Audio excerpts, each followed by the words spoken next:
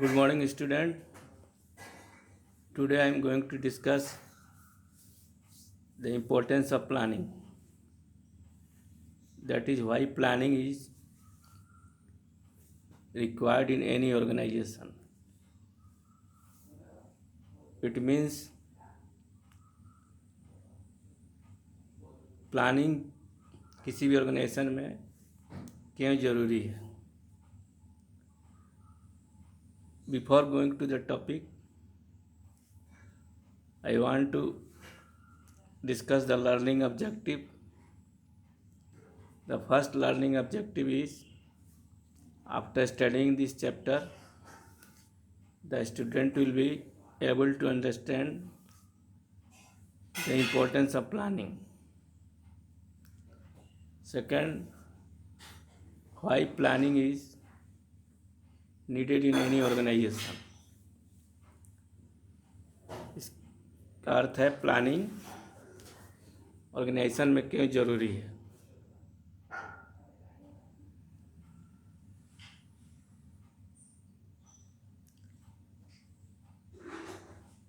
These are the importance of planning, or you can say advantages of planning. First, planning provides directions. Second, planning reduces the risk of uncertainty. Third, planning reduces overlapping and wasteful activities. Fourth, planning promotes innovative ideas. Fifth, planning facilitates decision making. Sixth, planning establishes standards for controlling. Seventh, planning improves efficiency. Now I shall discuss these importance or advantages of planning one by one.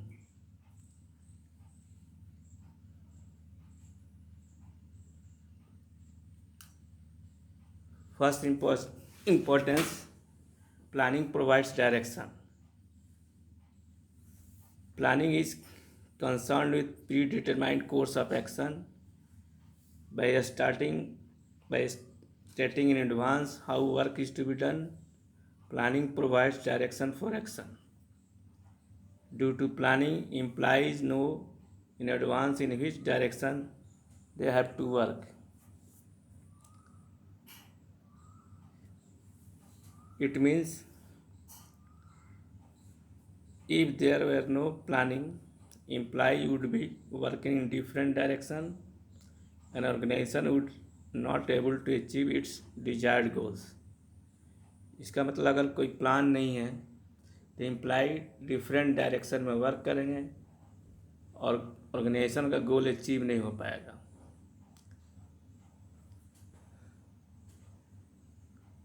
Planning में पहले से decide होता है कि कौन काम कौन व्यक्ति करेगा, इसलिए there is no confusion.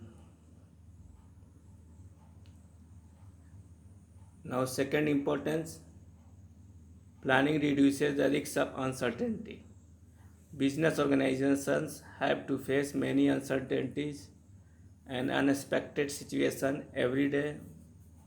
Planning establishes these enterprises to predict future events and prepare to face unexpected events.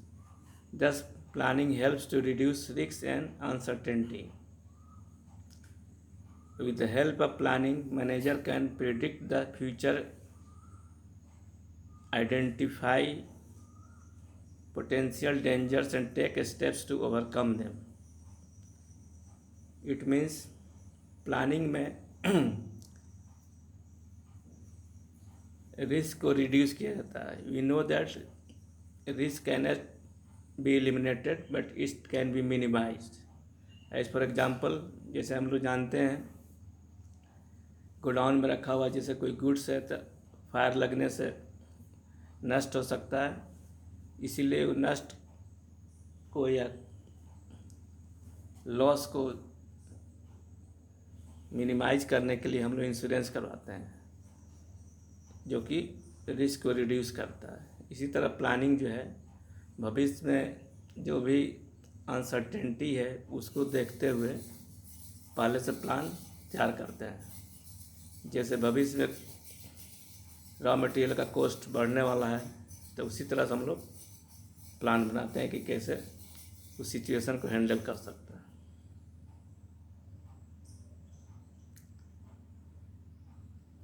Third importance is planning reduces overlapping and wasteful activities.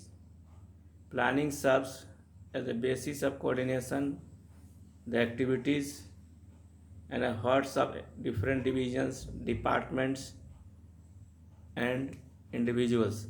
It helps in avoiding confusion and misunderstanding. Since planning ensures clarity in thought and action, work is carried on smoothly without interruptions. Though planning useless and redundant activities can be minimized or eliminated. It means planning एक basis of coordination है। Every employ जो है सभी department के, division के एक direction में काम करते हैं और उनके माइंड में कोई भी कन्फ्यूजन नहीं रहता है, मिसअंडरस्टैंडिंग नहीं रहता है, क्लियरिटी ऑफ थॉट रहता है कि क्या उनको करना है।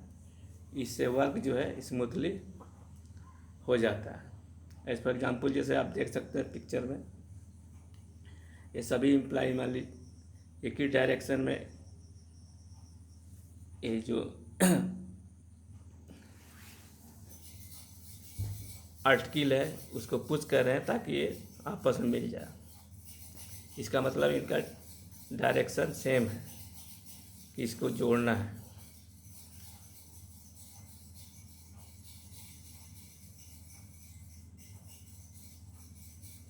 Now fourth importance is planning promotes innovative ideas.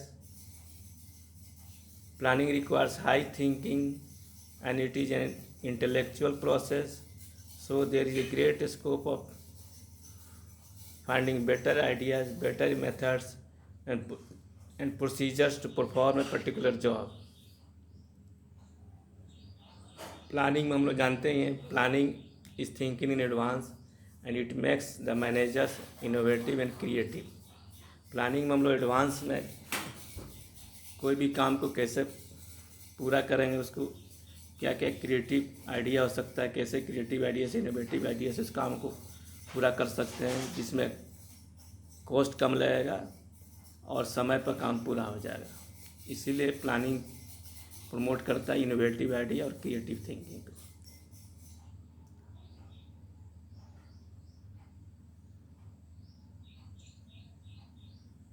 Now fifth importance is planning facilitate decision making. Planning involves setting targets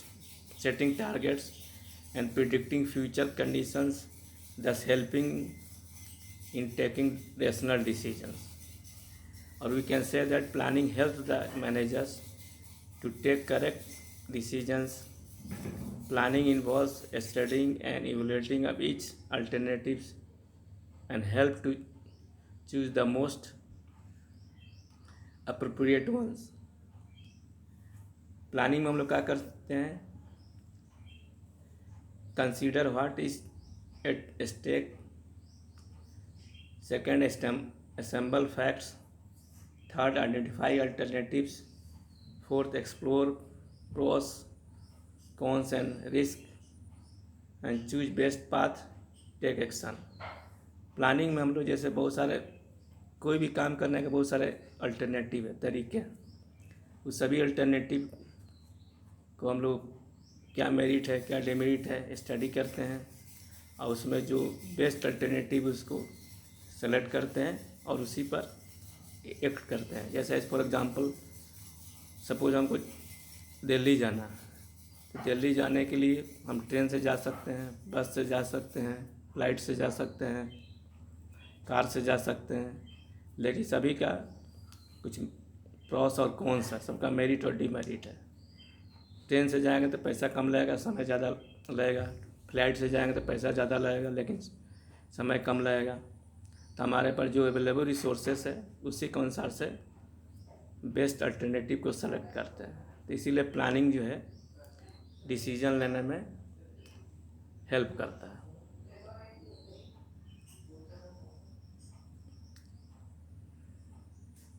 Sixth importance is planning establishes a standard for controlling. Through planning, management decides the standard of performance. With the help of these standards, comparison can be made with the actual. If there is a difference, proper steps can be taken to correct it. Therefore, we can say that planning is a prerequisite for controlling. Or we can say planning provides the basis of control. In planning function, management decides standards, and in controlling, managers compare the actual with the standards. Planning को controlling का basis कहा जाता है, क्योंकि plan में हम लोग target set करते हैं। जैसे कोई भी एम्प्लॉय है, उसको हम लोग टारगेट दिए हैं कि एक दिन में आपको 100 यूनिट कोई भी आर्टिकल को प्रोड्यूस करना है। तो आफ्टर 1 डे हम लोग देखते हैं कि वो 100 यूनिट कंप्लीट किया है कि नहीं। अगर 100 यूनिट कंप्लीट नहीं किया है, अगर लेस कंप्लीट किया, 95 किया है, तो हम लोग उसका रीज़न ढूंढते हैं और रीज़न को ढूंढ कर उसका दूर करने का उपाय भी निकालते हैं, जो कि कंट्रोलिंग फंक्शन में आता है। इसीलिए प्लानिंग को कंट्रोलिंग फंक्शन का बेस कहा गया। प्लानिंग जो है फर्स्ट फंक्शन ऑफ मैनेजमेंट है, और कंट्रोलिंग जो है आपका लास्ट फंक्शन है management.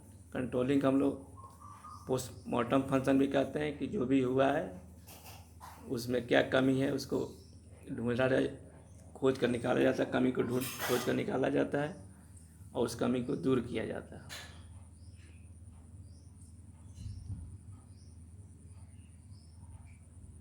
Now, seventh importance of planning is planning improves efficiency. Planning results in systematic and smooth functioning of the company, because planning is concerned with the predetermined course of action. All the systematic working leads to economic and efficient operation. Planning जो है efficiency को improve करने में help करता है, क्योंकि planning में हम लोग पहले से क्या एक्शन लेना है वो डिटरमाइन रहता है। सिस्टमेटिक कैसे वर्क करना है, और सिस्टमेटिक वर्क करने से हमारा स्पीड भी इंक्रीज होगा, क्वालिटी भी इम्प्रूव होगा, कॉस्ट भी रिड्यूस होगा। इफिशिएंसी में हम जानते हैं कि efficiency means achieving the target और गोल और any work with minimum cost. तो प्लानिंग में इफिशिएंसी, प्लानिंग जो इफिशिएंसी बढ़ाने में हमको हेल्प करता है, इसीलिए हम लोग कहते हैं planning improves efficiency. Thank you.